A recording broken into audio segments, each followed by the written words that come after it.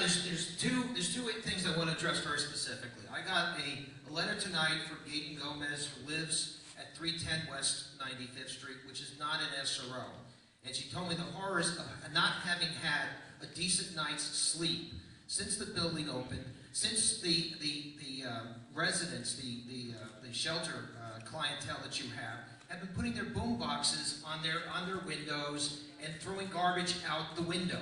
Certainly, if you gave people a full 24/7 supervision or the help that they needed, you could do a hell of a lot better.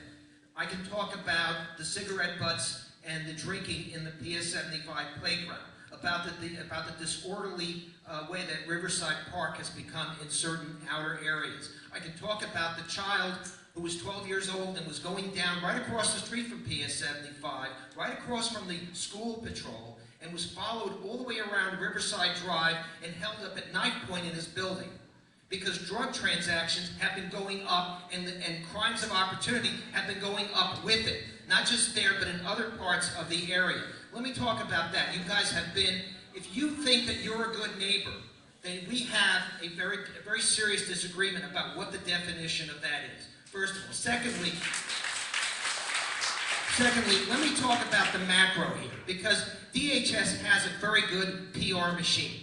Alex, you do a great job, but it's total bullshit, okay? When the media calls and you tell them that there is no other shelter within a mile of where you are, that's complete bullshit. And I'll tell you why. Because if you go up to the Camden at 206, where the resident manager was murdered by somebody who was moved from 97th Street this summer, where the Narragansett, where a week later there was a murder in the building from another person, and we were there and we supported the Narragansett. We've not been against everything. We realize that this community has to do more than its share. But there's a point where when you have, just within this, where this building is, this building has a shelter, there's 2643 Broadway, there's Hunter's Moon, there's Bylander, that's 4 shelters just within the physical block that's here.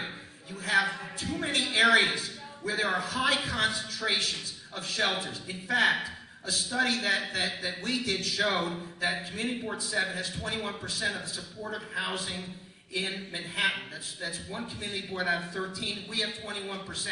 I will also tell you that a study that the Public Advocate's Office did just recently found that there were 17 facilities in zip code 10025. That's an 18-block zip code from 92nd to 110th Street.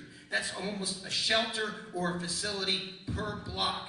That is ridiculous. And of all, if you really did the sort of siting review that you're supposed to do, that you're required under fair share, and we know what the fair share laws are, and you can tell me that the best place to put a family shelter is across the street from a public school, then again, we're in an alternate universe. And I don't really have to hear what you have to say because you're just going on like a drone. I would like to see Hess here, and frankly, the way that you have been expanding shelters, I'm beginning to wonder whether you're planning your next job working for Mr. Hess. Thank you very much.